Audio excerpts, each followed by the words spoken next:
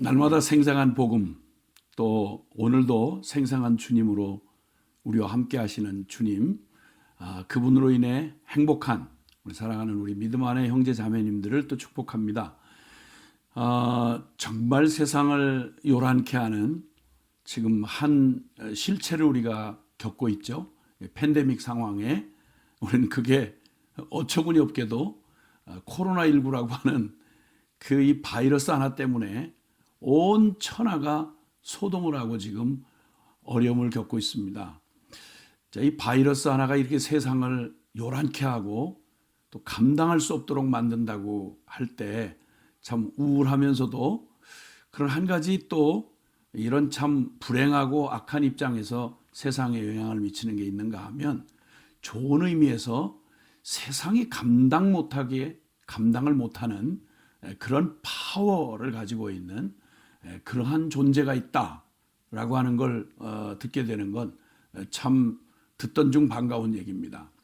우리 사도들의 행전, 하나님의 그 거룩한 십자가의 복음, 인류에게 주어진 그 유일한 이 복음이 드디어 성령 받은 초대교회 성도들을 통해서 온 세상에 번져가기를 시작할 때 지구촌 한 구석에서 그것도 식민지 참 별 볼 일 없는 사람들에게 임한 개인적이고 사소한 얘기인 줄 알았는데 이게 하나님으로부터 온 것이며 하나님의 아들 예수 그리스도를 희생하면서 십자가에서 이루신 그 놀라운 복음이기에 이 복음을 가진 사람들의 이 행동, 사도행전, 이것은 가히 세상에 충격을 주기에 충분했더랬습니다.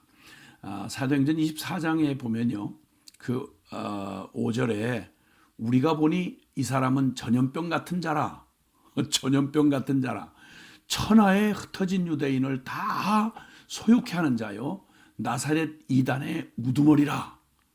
지금 이 무시무시한 그런 고발을 당하고 있는 사람이 누구냐면 놀랍게도 이 십자가 부활의 증인이었던 초대 선교사 바로 바울이 이제 유대인들의 그 모함에 붙들려 가지고 드디어 이제 재판을 받는 과정에서 그를 고발하는 사람들의 표현입니다.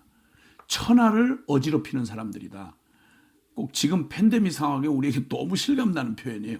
온 천하에 흩어진 유대인들을 찾아다니고 다 뒤집어 놓고 소욕해 하는 자요, 전염병 같은 자라, 이런 표현을 합니다. 우리가 이 사람을 보니까 이거 나사렛 이단의 괴수다. 근데 그 영향력은 가히 그냥 두어서는 큰일 난다. 팬데믹 상황을 그냥 두면 안 되는 것처럼 이 천하 퍼진 연병 같은 사람이다. 아니 얼마나 대단한 충격이었고 얼마나 큰 영향력이었으면 이런 표현을 했을까. 이게 고발 내용입니다. 그가 바로 가지고 있는 이유는 딱 하나입니다.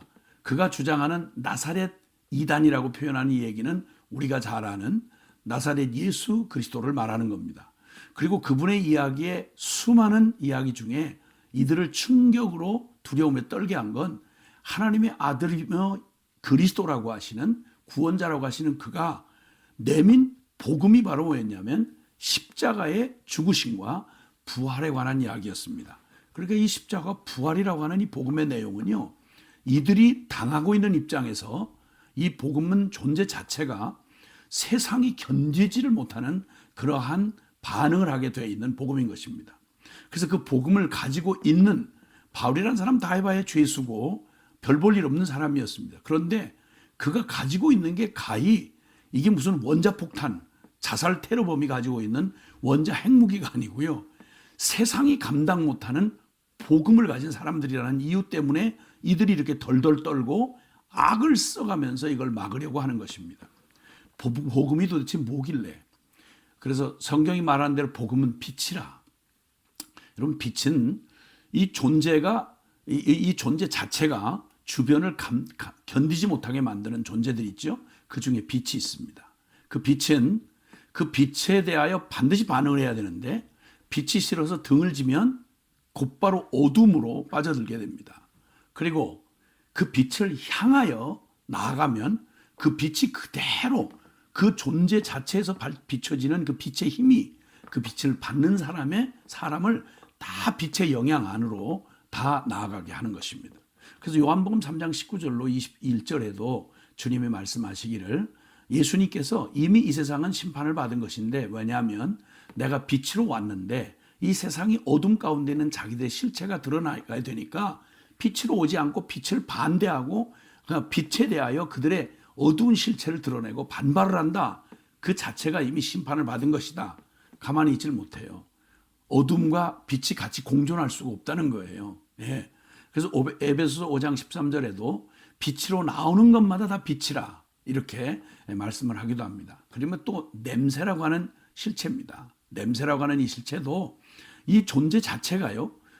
다른 주변의 것을 가만두질 않습니다. 이 냄새로 하여금 견딜 수 없게 만들어서요. 그게 만약에 어떤 이에게는 이 냄새가 사망에 이르는 냄새가 있고요. 어떤 이에게는 생명에 이르는 냄새가 있습니다. 그런데 주님은 고린도후서 2장 14절에 16절에서 예수 그리스도의 향기라. 우리는 이 복음을 가진 이 복음은 예수 그리스도의 생명의 향기라.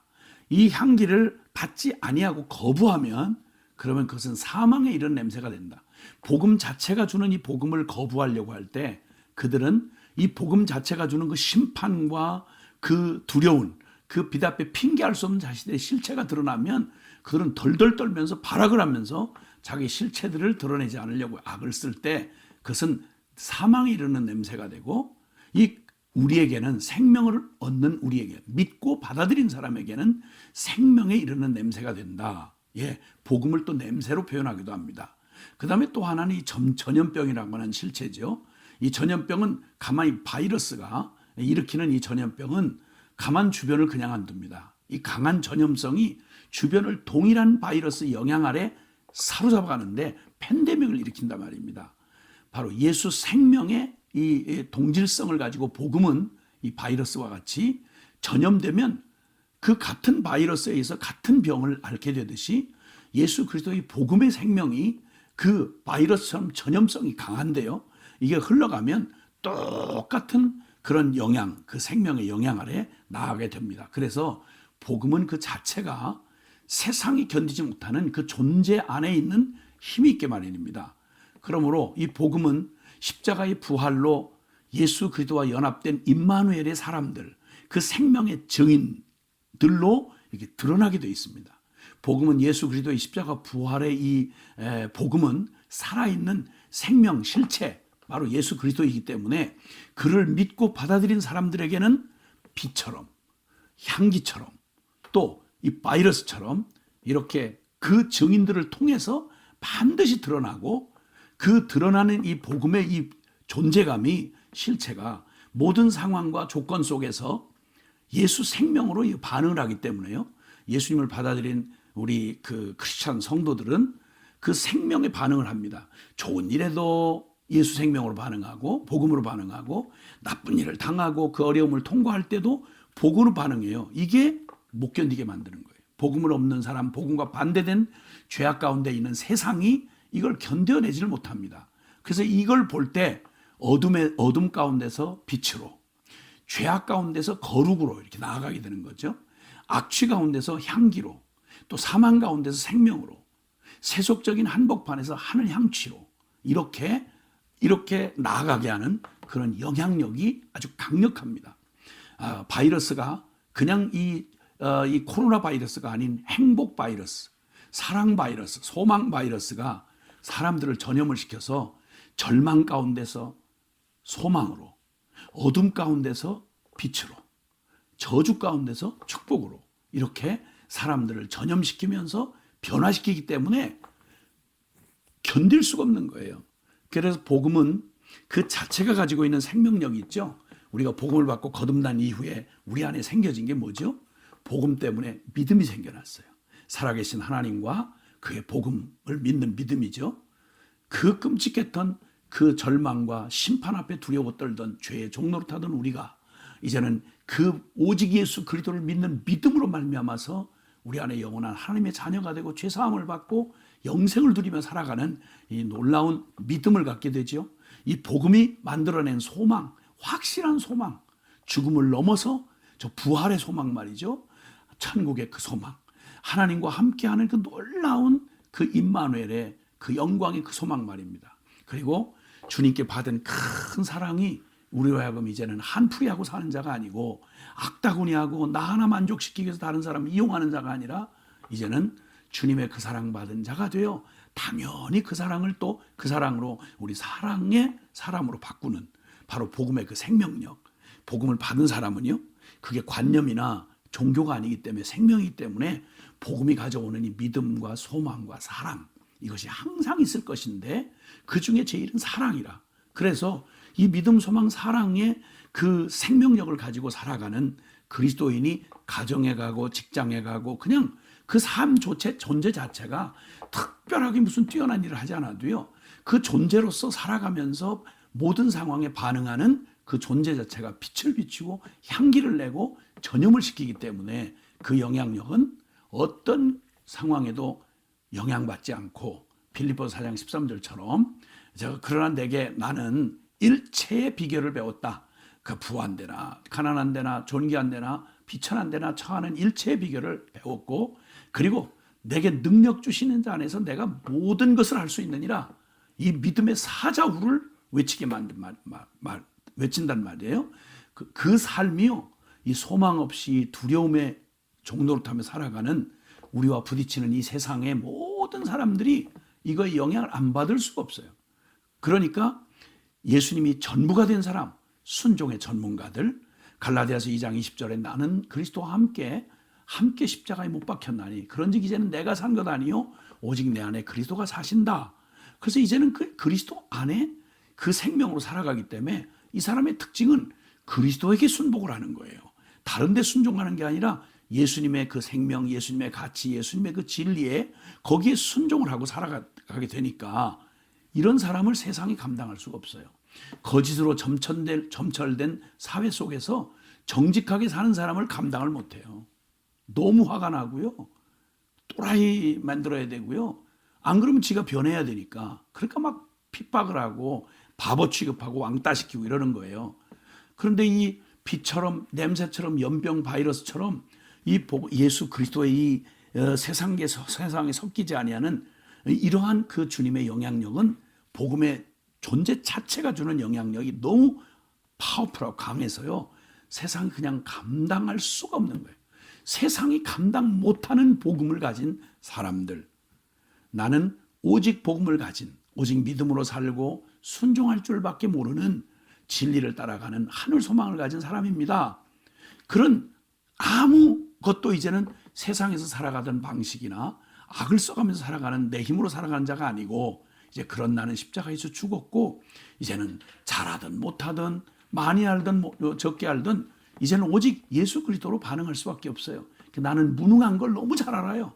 하나님 없이 복음의 진리 없이 나는 죄밖에 질 게 없다. 그러므로 나는 내 힘으로 살기를 이제 십자가의 죽음으로 받아들여서 포기하고 이제는 오직 예수님으로만, 오직 믿음으로만 반응하는 거예요.